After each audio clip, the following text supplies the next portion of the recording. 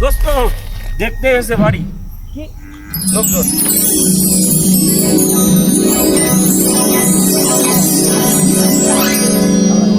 লোকগুলো ভালোই আছে।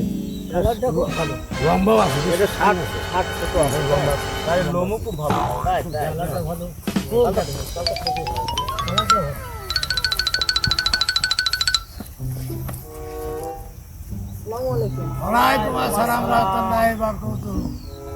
তা দাম কত দেবো? আমি তো বিয়ের জন্য প্রস্তুত, কোনো টাকা পয়সা নেবো না। বিয়ের জন্য প্রস্তুত মানে? আমি তো অন্য কথা বলতে আইছি। আমরা তো গরু কিনতে আসি, বিয়ের জন্য তো আসিনি। এই ওরা তো গরু কিনতে এসে, তোর বিয়ের জন্য আসেনি।